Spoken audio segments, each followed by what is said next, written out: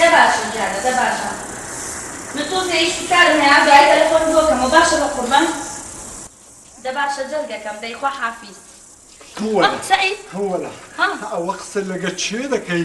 جەرگەکەم و نازانم چ کچێ عیب ناکەی کچێ شەرم ناکەی کچێ بتورێەوە یعنی ئەتو ئەو شتە قۆڕانەش دەکەی سعیدەوە تۆ باسی چیەکەیوە تۆ چێڵێ دەی خۆت لە خەتدا خۆت لە خەتدا برێ ئەشەدەم بلا هیچم نەکردا جێم لە هەموو قسە چی بوو جدێ چی بوو بابا احترافکە اعترافی چ بکەم احترافکە بە قوربانت بم و کە سوکارەکەم و سعید ئەو هایە و ئەو هایە و ئەتو نییە ئەتو لۆم دەرکەتیش تۆ خاینی ئەتو لۆم دەرکەتی هەموو شتەچی دەکەی ئەوە تۆ باسی چیەکەی سعید خەریکە تێکمە دەی لۆ دیارە نازانی قسەی لەگە ئەولای دەکەی چتر لە بستەریا ئەمن دەزانم چ دەکەم خدا دەزانی سێبەردە لە دەستدەنێم نیە تەسبینی مارێ بامیش دەکەمەوە ئەوە تازە ئەتو بەکەرکە من نایە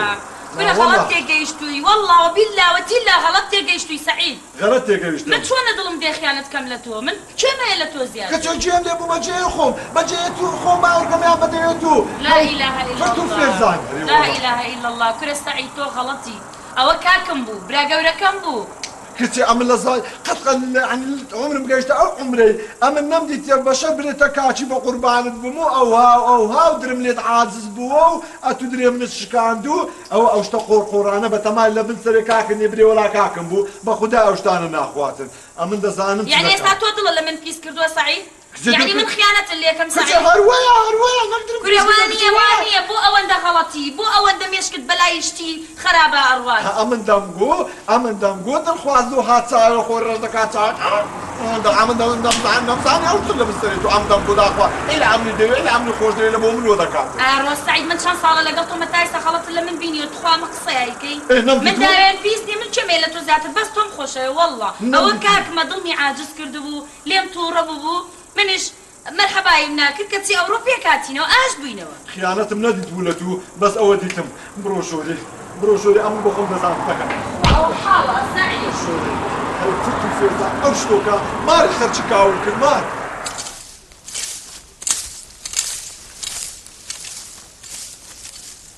عندي نبي خير بما سعد ولا تأخير بوي لو تأخير بوم والله أمن حد له إشي ناتي ما بس هات مية قيتو بقرم لو خير والله غير لاني تواني خشكت لو سوا والله خشكت بينو بردشي دانا كاكا كنتو مختصري اتو براي ونيا بالدنا شارمو لقيك شكلي كدي نازم بتلفونو كوم تلفونو قصيدك عن تلفون ما مسعي والله او هاي تلفونو تو كديا لا والله قالوا غفور برامي كدي والله قلت له برام كدي بس دزام درودك دەزانم لەگەیەکە چی بە قوربانت بمو کوڕە سەعیدچیە و نازانم چ و درێ منت شکاندو وەڵعاسری کوت و مختصری لۆ خۆتە هاتمە پێ بێم عیلاجی خوشی خۆتان بکەن مام سعید بەرێ ئەرێ خێرن گۆ ئیش ناکەن والله کاکە ئەمە ئیش دەکەین بەس ئەوە مشکلێکمان هەیە کاکە مشکلتان هەیە لە ماڵی حەڵکە ناخە بە خۆت زانێ مراقیبم لەسەر عەمەلان لێرە عەمەلەک ئیش دەکات دەبی بچم پێیان بڵێم پێشیان بڵێمەوە مەعاشتان دەبڕن کاک عەبوو باس مەوزوع عەش دەکات زەمانیش دەکوژیتن مەوزوعی چێ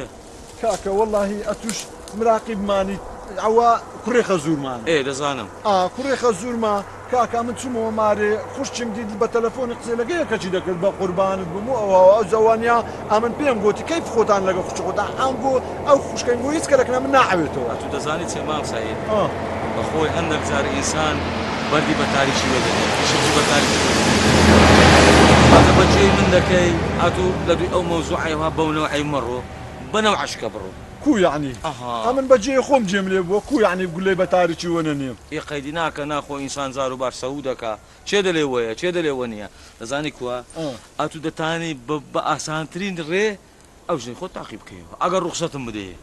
ونيا اوش بينا خوش شيشا كاكا اتونيا سيم كارتا چي بكره رقمك نزاني او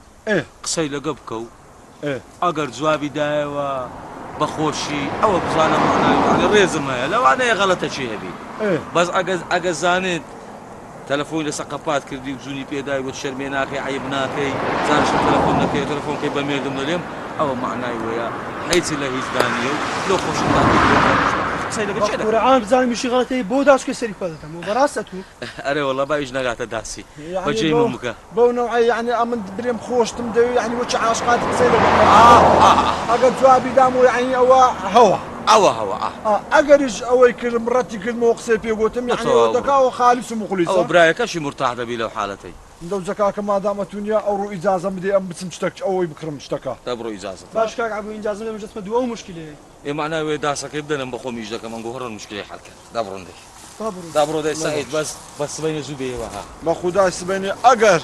ئەو مۆزوع گەیشتمە قنەعات ئەوە زوو دێمەوە ئەگەر نەشگەشتمە قنەعات ئەمن لێرەوە ئیشەکەی بەجێ دێرم فەسڵ بکە بەکەرێکی شێ نایەمەوە ئارێ وەڵڵا والله بابا ئیش باشە ئەمەلە دەبوو چاوم بشۆ دەبوو من جنایە بە خودای ئەو ڕوونی لەگەر دیگلا دەکەمەوە ئەو بزانە قسەی من دەقاڵ دەقوەیە یاننا بزانە خوا ڕەبوو دەدایان بە تو چاوم شۆ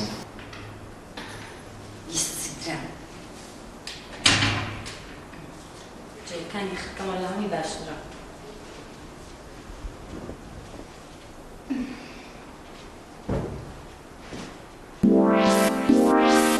ئەوە چییە؟ ئەو مۆبایلی خۆیەتیە ئەوەی چییە؟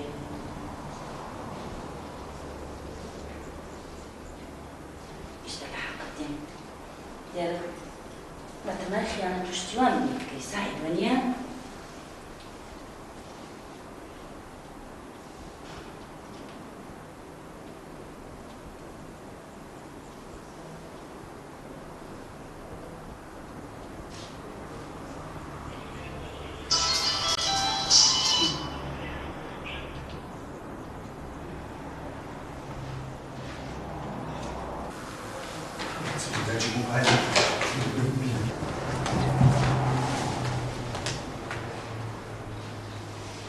نعم سلامات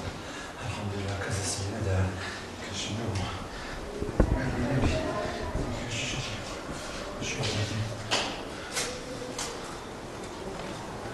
ئەوە چتە پیاوەکە هیچ نییە لەوە بەشۆکایی چ لە قەوما بەس تو چایە خۆ بشوشت ئەویشمان لێ مەمنوع دەکەی نانا لۆلت مەمنوع دەکەم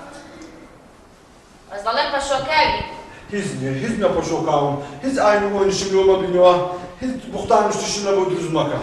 ناوەڵڵا لۆ چ لە خۆشک دەبێ وا دەڵی بوختانشتم لۆمە دۆزەوە قەڵاشکە لە خۆ بەشکەم وەڵڵا چەند بە خۆشک نایە لۆ ئەمن بوویماتوو لۆ ئەمنەتوومە لۆ نەچیمە شتی بن بەڕێم هەبیتر پیاو ئای بە قسەی بکات تفی سەر هەوراز بە ڕووی خۆت دەکەوتەوە نازانم چت پێ بگەم سعیدەوە تۆ باسی چێکەی واز نایەنی باسی چ دەکەم ئەم پێ گوتی گوتم خەڵەتی دەزانی دوور مەڕۆما پێ بکەوە کاکەم بوو دەزانی چیا هەمکانیا لەم وایە دوو قۆچت پێ وێ لە ناو چاوم ڕادەکەی هەر بۆ تۆ کۆرە نامۆچە دوو دەبی یعنی تۆ بڕوا بە من ناکێڵێمەوە براکەم بۆ لەگەڵی قسەم کرد ناوەڵڵا ئەوە بەڕاستە ناوەڵڵاهی بێت بڕوا ناکەم بچە عەشی فەلەک معقولە یعنی تۆ باش ئەو هەموو ساڵە ئێستا دووڵە من پیسەکەی سعید ناوەڵڵا ها لۆ دیارە سعید خەشیمە جۆ بگرە سعید دە قسەیەکت پێ بڵێم باش بیکەرە مێشکتەوە من شەرەفی با و برای خۆم بەسەتی وەک تۆ نادەم شەرەفی تۆش بە هەموو دنیا نادەم تێگەی لە منیانە من ئەو هەموو ساڵە خیانەتم نەکرد ئێستا خیانەتم لێکەم ئەگەر ئەوە ڕەچاو بکرد بە ئەگەر شەرەفی من بە هیچ نەدا بە فیکانە نەدەکرد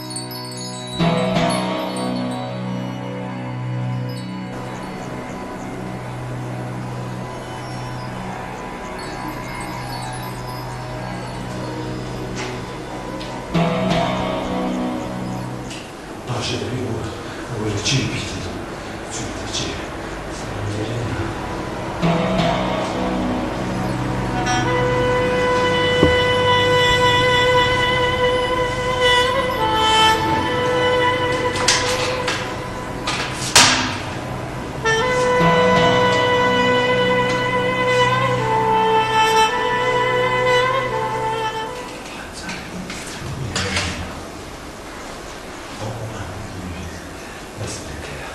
بس بوی چی نازم سعید فرصتها تلفونك اللو كان او ابن بري بين مسا بري برقم وياكي او زهان جنيا هل عشايب قبلي امن اواني ما اوان ما الحمد لله بتيارك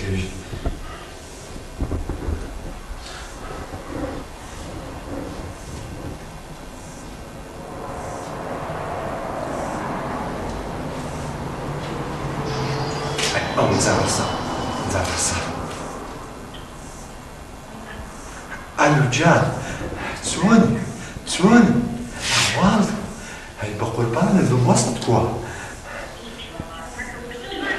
کەسی حیاتم ئەمنەتم گەل خۆش دەوێتن یعنی دەکری ئەمنەت و علاقەتی ببەستن علاقەی خۆشەویستی کچی چقەی دێ نامناسنەوە یەکتو دەبینن و یەکتو دەناسین و احترام دەکەی و یعنی قەزدم یعنی دەرێ من ئەتم خۆش دەوێ و ئەم دەرێم ئەتم خۆش دەوێ لۆ خۆمان شەکل دەکەین پێکەوە باش نییە ئەدی چی قابل و خۆچ دنیا هەروان نەبووە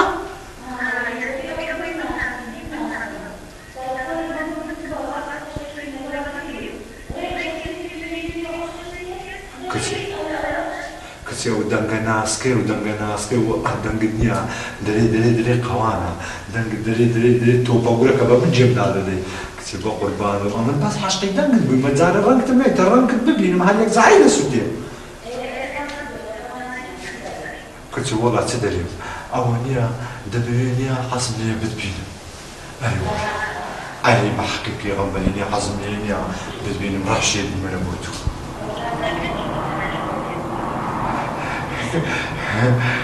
كنجي بدينم كتي بكيتي تو حتى جينيش داري عم نستعطف انت بو استانت بينم نابي كتي والله يا قال استعطف حسوس وباشترا يعني خوش يستمنا غداكي لولا قلبناكم او بس مفازمتي ما سعيد افندي ها